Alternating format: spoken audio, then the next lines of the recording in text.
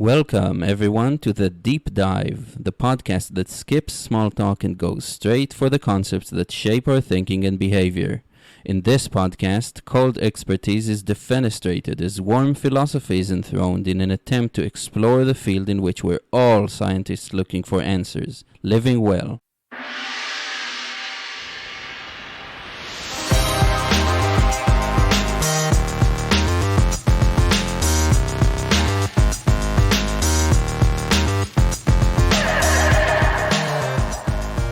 Hello world, and welcome to the first ever reverse deep dive. I'm Chloe. I'm going to be the interviewer today, and we're going to ask Eyal a bunch of questions about justice and how he feels about it. Welcome, Eyal, to your own podcast. Thank you. It's fun to change places. Yeah. Do you want to introduce yourself a little bit?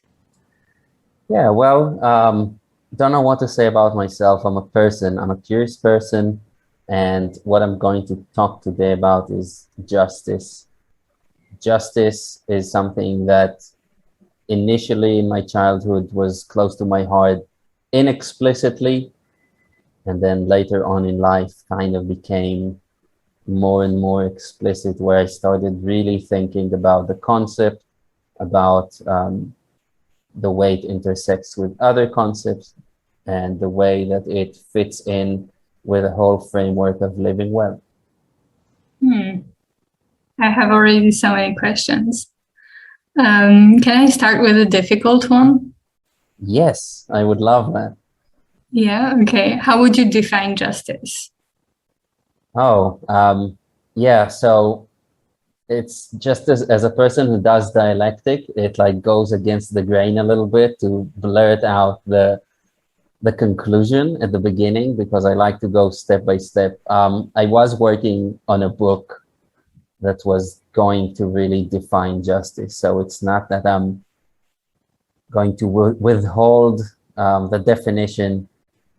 Ultimately, justice is living well in society, and that may sound very obscure and unrelated to how we usually think of justice. Do you remember what was your first ever encounter with justice as a notion as you were growing up?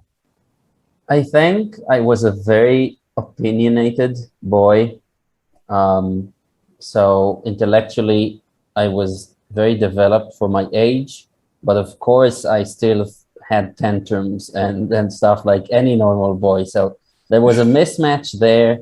And I think that the first incidents where I wasn't thinking about justice per se as a word, but I was feeling that in terms of my intellect, I was an equal to adults. I'm talking about even a young age, so that's probably not true on my part, the thinking, but I felt like I should get more respect from adults, even for my ability to discuss things with them. But I wasn't, because I was a boy and I could get rowdy or rude or just awkward in the general sense. I wasn't getting that treatment that I longed for, I guess. And so that caused tensions. And then, so I would have a lot of incidents where I would really make the life of my parents and other adults hard, kind of like being very, very stubborn and just wanting to show them, to prove them that I'm not inferior or that I deserve something else than what I was deserving. So I'll just share one incident like that. I went to school at, I think, like the 5th grade, and there was the school library, and at the door of the library, all students were required to take off their shoes because there was mud outside, it was wintertime, but the teachers did not have to take off their shoes. And I just got into my head this idea that this is not fair, that if teachers don't take it off and they bring mud into the thing, then what separates teachers from students really, except their age, and that we should be allowed to go in the library with shoes on. So I went and I kind of went to my teacher probably. I probably made her want to kill herself with my stubbornness. Then I went to the principal's office and kind of started this impromptu like protest movement, got more students on my side, you know, and the day ended when at 5th grade, they just sent me home. They didn't know what to do with me, right? So that's one such thing. And I'm not saying I was in the right there, but that was the attitude of like, I was perceiving some sort of a thing that wasn't fair or was not just, and like really went for it, really dug in my heels and wouldn't budge. So yeah, that's such a sweet story. What do you think is the difference between getting justice and getting respect? They're definitely touching. It's interesting because honestly, I haven't done like explicit thinking about the connection of justice and respect.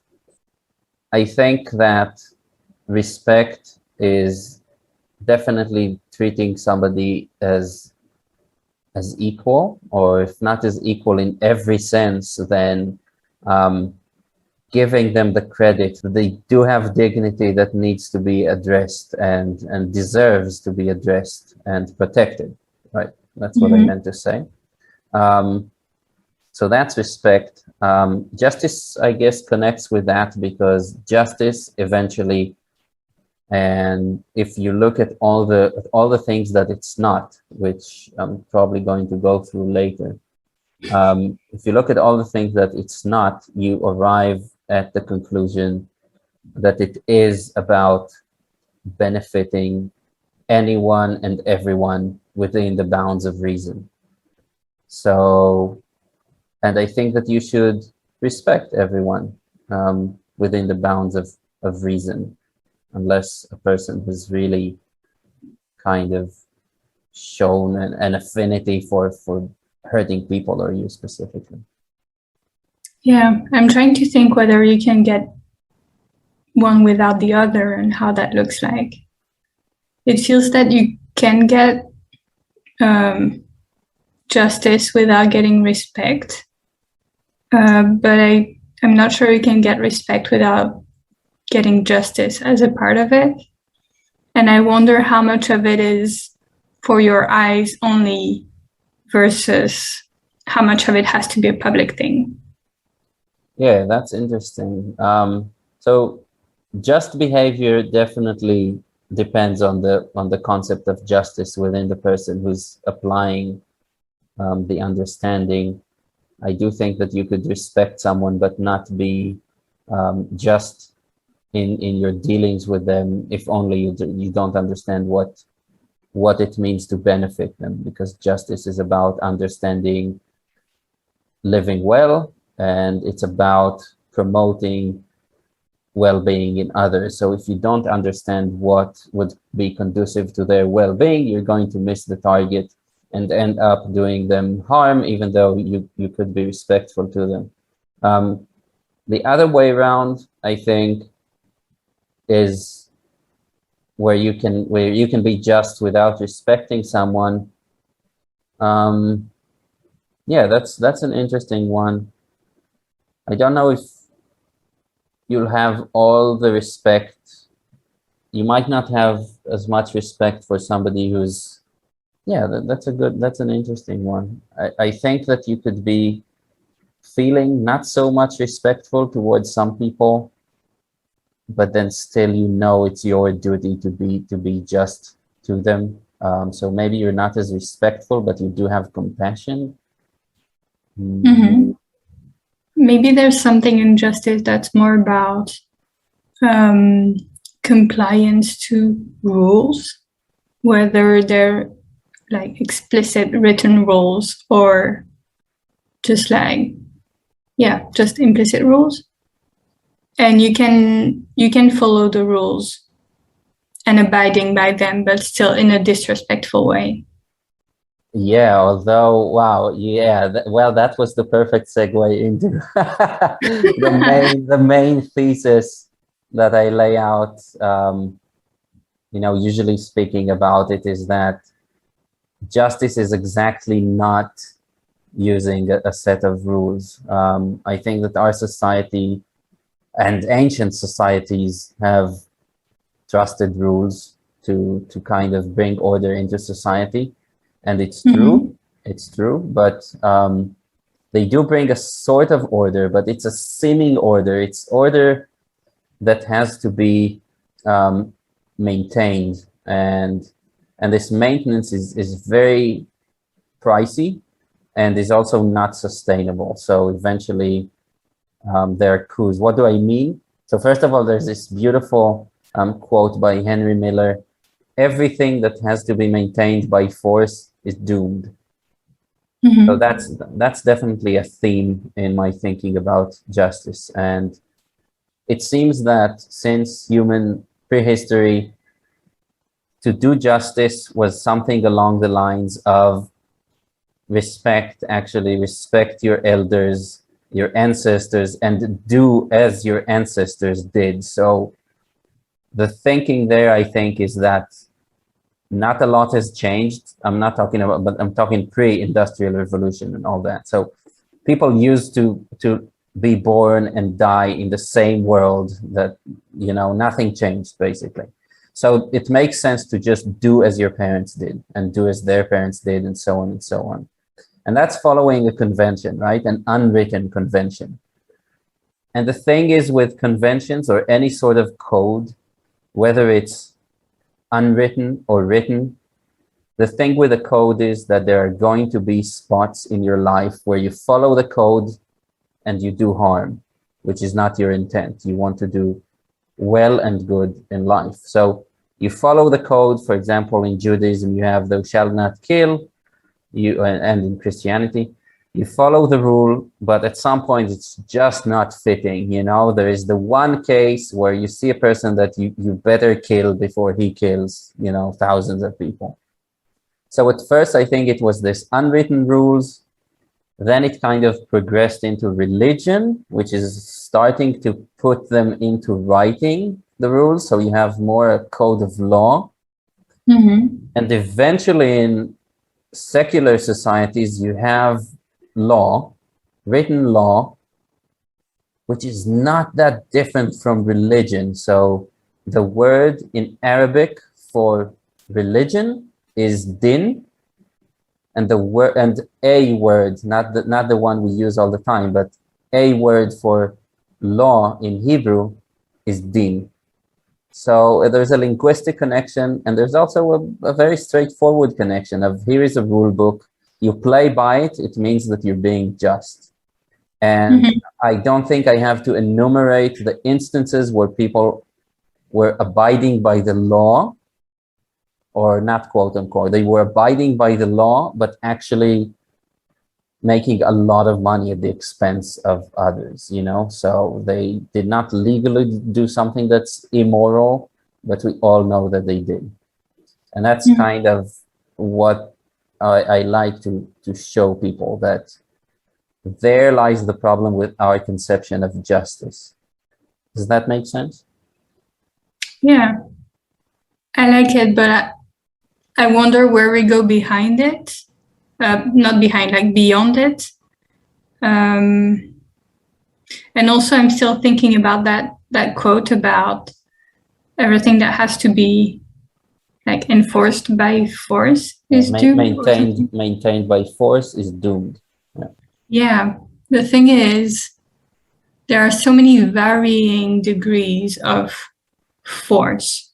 Like peer pressure is force. Yep. It's a type of force, Yep. And is there anything that isn't maintained by some sort of force? What does that even look like? Yeah, that's a great question. So obviously my vision of a world, of a truly just world, is a world full of wise people. Is it going to happen tomorrow or the next day? Definitely not. So this is a very good question. To kind of give a more, to give an example from the times of old, in a dialogue by Plato, the lackeys, Socrates gives this, he appeals to the people speaking to him, and he says, well, aren't you Democrats? Like, they're trying to find a good teacher for their boys. And he's like, are you going to go with the majority vote here? We are 5. If we have a majority among us, we're just going to go with what 5 idiots are saying. Basically, he's not saying idiots, but people without education on the matter say. Or if we had an educator here, wouldn't we go with his opinion? Because he's actually skilled at this. And I said, well, of course, we would go with the expert, right? So Socrates doesn't give it away that he's actually an expert. In fact, he's completely denying that he is one. But he makes a nice move. Then he shows that in a democracy, actually, it's about people controlling their own destiny. Let's say a city in ancient Greece. But in fact, even in democracy, you have this weak spot of the whole system where somebody using rhetoric could persuade a majority of the people not to vote according to their own reasoning, but to vote according to what this one man who convinced them of his idea said. So is that democracy now, that there's a populist leading a mob? Is that still democracy? Or is it soft dictatorship? It just has the gift of persuading people. And those are hard questions. So democracy as it is not something that doesn't have to be maintained by force, even if it's only because democracies have to defend themselves against people doing exactly that. Populists who are going to eventually topple democracy. Now, what is a system that doesn't use force? If there was a system of truly wise people who understand the truth about the good and well-being and what's good for people, what it means to live well, if they agreed among themselves on what that is, they would be truly able even to let one of them do the job. But they would recognize immediately if he's not acting according to the guiding light, which is well-being for everyone. Okay, so it would be easy to dethrone him or usurp him. So that's what I'm imagining when I talk about a system that's not maintained by force, is when power is decentralized because knowledge is perfectly distributed and understanding is perfectly distributed, actually, not just knowledge. Yeah, how does that sound to you? Interesting and undoable. Yeah, whether it's feasible, that's a question. Again, it's not about the here and now. It's not about that. But in my thinking, I'd like to start a conversation about it. I'd like people to think hard about the fact that every time something really shitty happens, some crisis comes about, whether it's financial, whether it's a blatant violation of human rights because of racism or any sort of reason, every time that something like that happens and enrages us, justifiably, we go out to the streets and the first word to be put on banners is justice for X, justice for everyone, justice for all. And this justice thing that is so prevalent in times of crisis, inevitably always just gets drowned behind new, basically, scandals. Everything is recurring. Nothing changes on at the foundation. And we're just doomed to repeat this thing And that's what got me thinking about justice more explicitly in recent years, is that I wanted to see a solution to this problem. How do we get out of the cycle of governments falling and being replaced, the governments toppled by people who have had enough, but then those people either happily enthroned or subjugated by new dictators and evil forces, and the whole cycle kind of just restarts. So I'm thinking about evolution versus revolution. That's what's driving me thinking about justice, I think. Mm-hmm. What do you think that the future of justice looks like? Well, if we keep going the normal way, then nothing. The same cycles will be perpetuated. But there's that kind of makes it sound like I'm all about the big picture.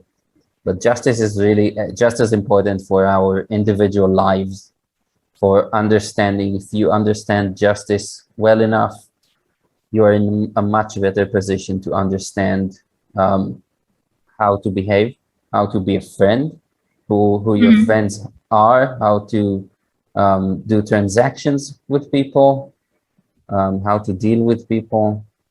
But it's important to remember that justice is an aspect, is but an aspect, I should say. It's but an aspect of doing well, which is really like at the top.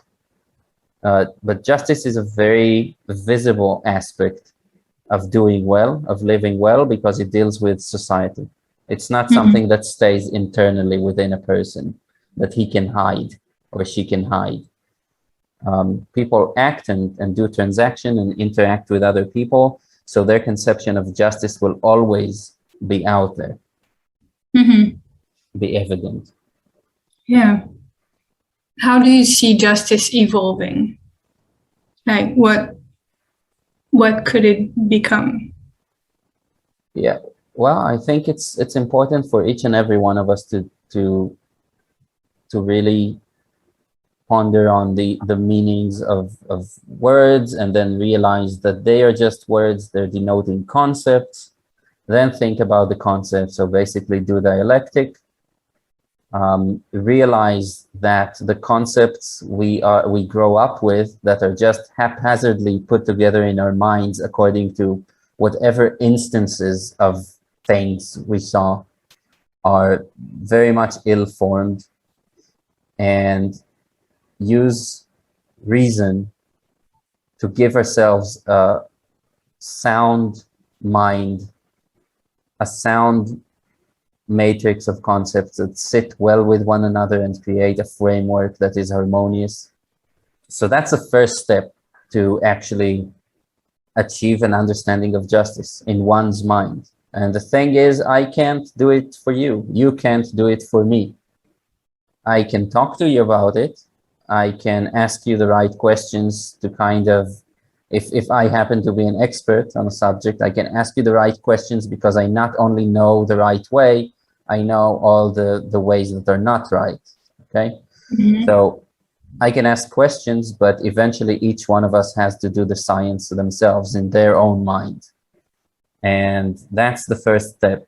If you do that, you might get to think about justice, about everything I just said, but more in depth, cover it from more angles about, you know, what the problem with justice as we know it, what the problems are, why it doesn't work, why the hell not even, what does it mean, for example, to catch somebody who's murdered somebody, and what does it mean to do justice with somebody who died in an unjust way? What does it mean? Like, I could think of bringing him back to life, but since that's out of the question, what does it mean to do justice for somebody? What does it mean to serve justice to a killer? What does it mean? How could you ever, you know, for killing somebody, get somebody, even if he's dead, how is that making things better?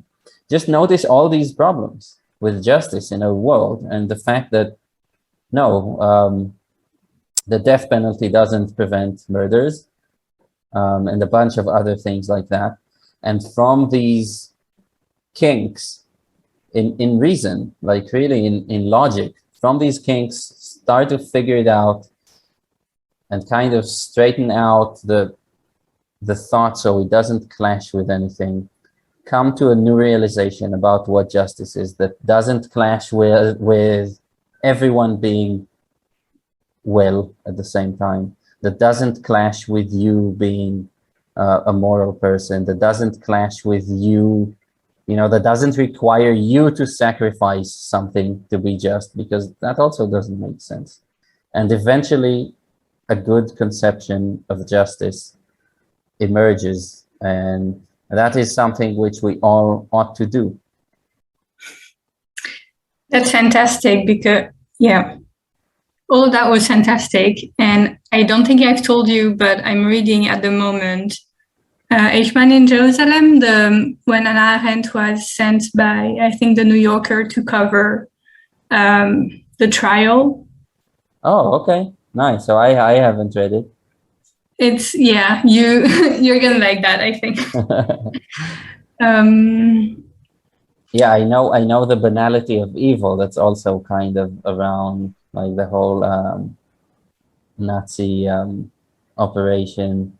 Yeah, what struck you in that book? What are you taking away from it when it comes to justice?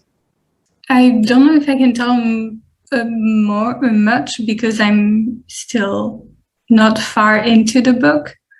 One thing that she highlights a lot is the difference between, I think she phrases it as the difference between judging this one specific person for their specific and proven actions versus judging the whole enterprise and the symbol, like what this person represents. Separating these? Yeah. And so, well, I wasn't there and I haven't written any other accounts of the trial. I haven't read any other account of the trial. But she's the way she's presenting it is that it was such an important event and heavily broadcast event. Like a lot of focus was around it. Mm-hmm. That there was she's saying that basically there was a tendency to see it more as the trial of Nazism rather than as the trial of this one individual. Right. Yeah, for sure. I mean, it was definitely a circus around the whole thing, like a media circus. Of course, this is as extreme a case as you can imagine, right? Taking in this person. I mean, apart from actually putting Hitler to trial, he was one of the top killers of Jews in the Holocaust. And yeah, that's so true. I mean, it was a trial for Nazism. It dealt basically, when he said I was just executing orders, right? It was basically just the whole argument for all the Nazi officers, basically. So yeah, I can see that. And I can definitely sympathize with the people watching at home, people who only not even 16 years before, I think it was 16 years after the war. For those listening, Eichmann was the commander, I think, of all of Auschwitz. I hope I'm getting it right. And he was caught by the Israeli Mossad in Argentina after he had fled there to live under a pseudonym and start a new life. He was abducted into Israel and tried here and executed. It's the only execution in Israel's history. And yeah, it's really interesting to look at a case like that because it's so clear why everybody was enraged enough to kill him, and who could blame them, right? But still, as clear as it is to us that he should have been killed for what he did, that doesn't mean that it's an instance of justice per se. Maybe we should argue that revenge is something that's not taboo, after all. Maybe we should argue that there is merit in killing people who have been evil enough. Maybe that, but I don't think that's necessarily a just act. And that's because it was going by some rule book, although in that case, I guess it was a very special case. But justice is not something that can be enacted by states or institutions. Justice is about dealings between individuals. That is my opinion. So does that mean that the state cannot act in favor of the well-being of all? Yeah, here's the thing. If Israel was a democracy, so the laws were probably inherited from Great Britain, who ruled here until 1948. It's a democracy, and then I highlighted the problem with democracy before. Who actually writes down the laws? Is it actually the people of Israel? No, it's people who have been chosen to do that. Are these people perfectly wise? No, they are more likely to be good rhetoricians, able to persuade people to vote for them in order for them to be in a position of power to write laws. And so the state now sues a person and goes by the law book, and just the very act of consulting a code of law is kind of missing the point, because what exactly, how was the well-being of people promoted when Eichmann was executed? I'm not completely sure. Yeah. Can you give me an example of justice being exerted? So that's the thing. When I say justice is living well in society, and by that I mean it's understanding how to live well in society, which means that you realize that you don't want certain rights of yours to be infringed upon. You don't want to be harmed or violated. And you understand that others are not to be harmed or violated. And it's more than that. There's a parable in the New Testament about the Good Samaritan. Most people know it, but I'll give it more context because most people don't understand who a Samaritan is.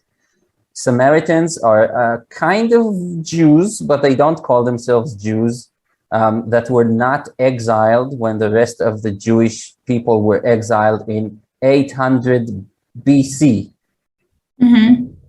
and to Assyria. So these Jews stayed, and they kind of diverged from Judaism to the point where they are similar but distinct, and they call themselves Samaritans. Now, there were a lot of these Samaritans at the time of Jesus. There were more Samaritans than Jews in what is today Israel and Palestine, in Eretz Israel. There were more Samaritans than Jews, and they did not like each other, probably because of the narcissism of small details. So on this account, so there is animosity between Jews and Samaritans. This has to be understood. Now, Jesus is encountering a lawyer in Jericho, in the city of Jericho. And this lawyer, because he's a lawyer, which is interesting, is asking Jesus, what do you mean, like, be kind to other people? What do you mean? Basically, he's asking him, what is justice, in other words? And Jesus, instead of telling him like that, he gives him a parable. A Jewish person is going down from the temple in Jerusalem down to Jericho, where we are. Okay? He goes down the next to the road, and he's attacked by bandits. They injure him, and they steal everything he has, He has nothing but maybe some clothes to his body. Then a Jewish priest comes along, and the man is asking for help, and the priest, That's not for him to deal with just a layperson who looks like a beggar. You know, it's not dignified for him to deal with such person, so he ignores the person. And then another person moves there who's a Jew and also refuses to help. And then the third person who meets him is a Samaritan, right? So to remind you, he's supposed to be his enemy, basically.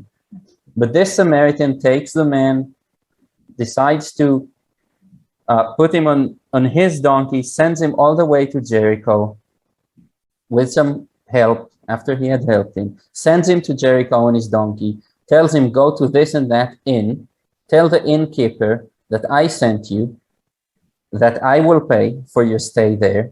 And, you know, when you are well again, go on your way, you know? And that's the Good Samaritan. So it's not just a person who does well. It's an enemy, a supposed enemy that actually goes way beyond the call of duty to help. And this parable is amazing for another reason, and that is for the reason that it shows clearly that being just is not about not violating other people's rights or well-being. It's about proactively seeking how to help people in the world. And that's the main thing with justice. That's how you create a good society. It's not just by everyone going into the rooms and not harming anybody directly, let's say, because indirectly we all know what is going on in sweatshops in China.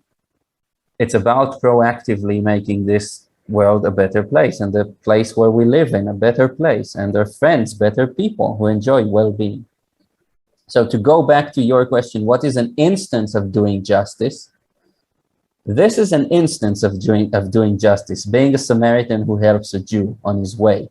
But in fact, in life, there is no instance, there is no do or not do, because that would put us in a situation where there's a code of conduct. And as we said, you have to understand reality around you. You have to understand what well-being is to finally, in context, make the good decision. And this good decision could be, in theory, to kill somebody or to lie. If you're an educator trying to check if your student knows the material, you might want to lie every once in a while just to see if he's aware, not to send him away with bad ideas. Be honest about it at the beginning of the lesson. Tell him, well, I might lie here and there to try and catch you. That's part of good education, you know? So when somebody like Augustinus, who was like this Christian saint, says that any lie is a terrible thing, well, he's not getting it. And then, you know, of course you think, he's actually in his writing, he gives an example. He's writing like, well, you probably think that if an innocent person is hiding and I know somebody's after him to kill him, and this person is asking me where the innocent person is, you probably think that I'm going to lie to him because that's going to save somebody's life. And then Augustinus, the saint, yeah, he's saying, no, I'm going to tell him where that person is, because lying is just so bad, you know, that it's better for me to cause this person's death. And I'm going to be consoled by the fact that this person is now a martyr who's probably pretty happy in heaven. So just so you understand how deranged it is to name an action immoral. And we want to do the complete opposite, not call any action immoral.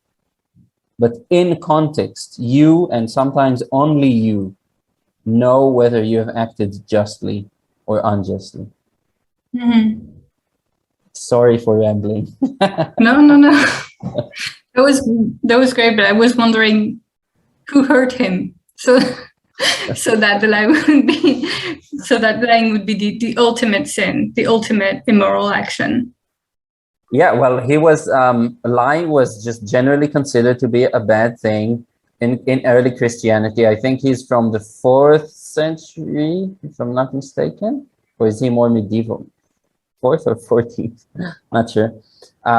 So it was just a kind of a known thing that lying is really bad, but he was a scholar and a leading figure in the church who wrote things, and he tended to be, there's a tendency for religions and other things for people who are following the tradition. This came up with my conversation with Nat on the podcast.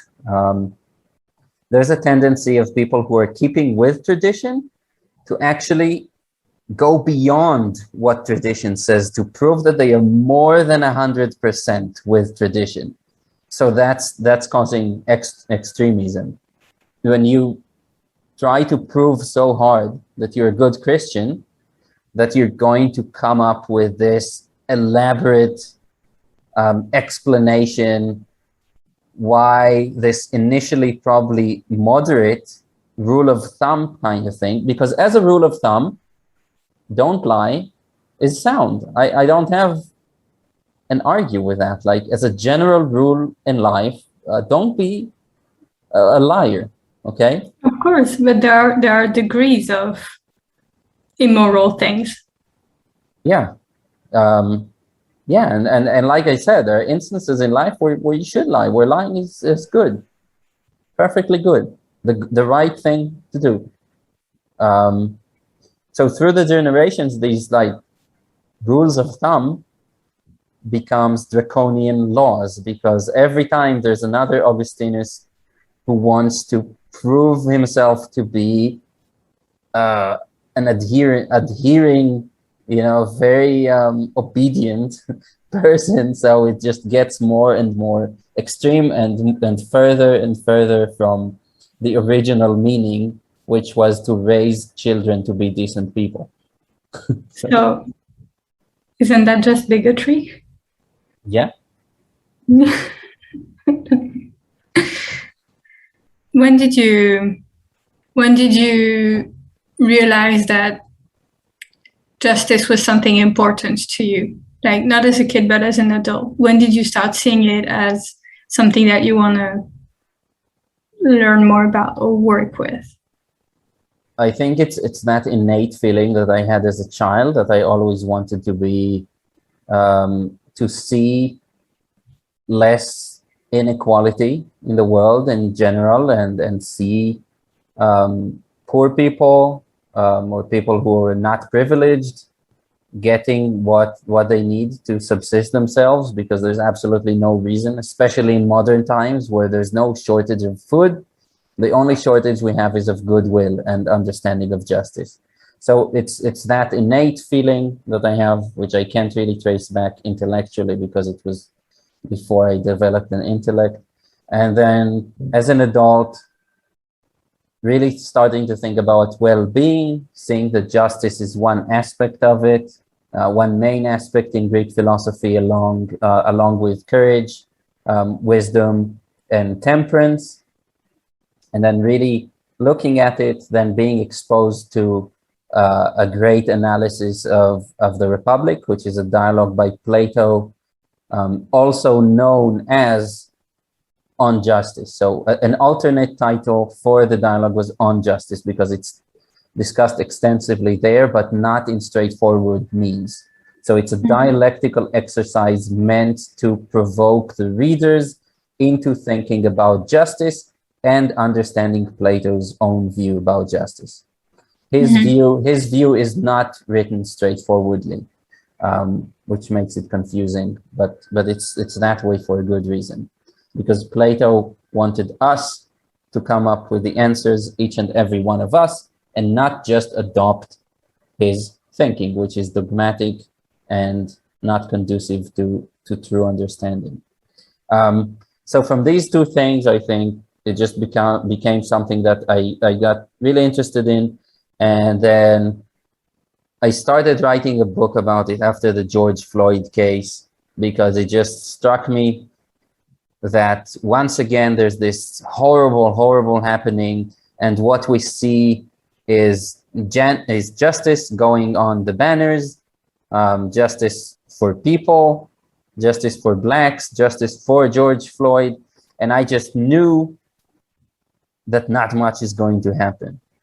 And I saw that alongside these calls for justice, like very obviously, there were criminals taking advantage of the fact that major cities were holding vigils and peaceful protests. And of course, in that gave them room to operate, to criminals, right? And commit injustices while there is a wide call for justice. So I was intrigued by that and kind of felt that I needed to go write a book. Unfortunately, still not there in terms of being a writer. So it's kind of on hiatus, but at least I get to vent out some of these thoughts on here. Do you see yourself, I don't know, I just thought about it at the beginning of our recording, but would you see yourself creating a course about this? Justice is not, even though the subject is justice today, as I mentioned like several times, it's connected with well-being, it's connected with other virtues, and it's connected with yet other concepts and with the general art of dialectic and developing a sound model of the world in our minds that's logically consistent, that doesn't cause us to say one thing and do another, or to say two things that eventually contradict themselves. So dialectic is literally meaning the art of conversation. So what does that mean? It's not about making somebody feel good in conversation. It has its history in the fact that in ancient Greece, people realized, and probably Socrates was probably the first, but he wasn't calling himself a dialectician. People recognized that if you talk for long enough, you're going to find inconsistencies within your own speech or within two people, what they decide on. Mm-hmm. And that if you worked out what the problems were, what the inconsistencies were, you were actually able to arrive at the truth, at something that is logically consistent, and therefore a better model of the world, because there is logic in the world. And so would I do a course on justice specifically? Not without tying it with other things. So that's why I'm doing dialectic. I'm offering dialectic sessions with people. I think that is necessary. And of course, eventually dialectic is not something that has to be done in conversation.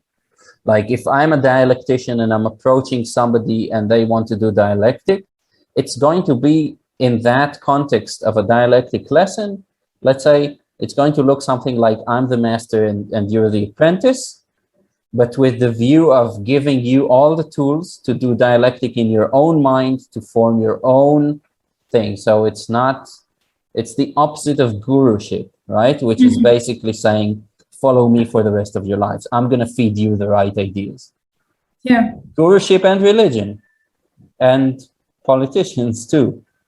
It's not about feeding the right dogmas, but giving somebody all the tools they have to think logically for themselves, to think critically for themselves, to have a base of knowledge in their mind, which they can then apply in life to live well and mm-hmm. with good flow. So that's what I'm doing. That's the closest to giving a course on this. That's fantastic. Do you already have an offer up where people can book sessions with you? Yeah, so it's on my website where the podcast can be found, I guess. So it's on the same place, so that will be on there for sure. Yeah, this is definitely something I'm extremely passionate about, and just as with this podcast, my aim is to have conversations here that benefit me, because I can learn from the people who come on here. Hopefully it can benefit my guests if I'm able to even ask one good question that made them think about something which they've already dedicated thought to. That's mission accomplished.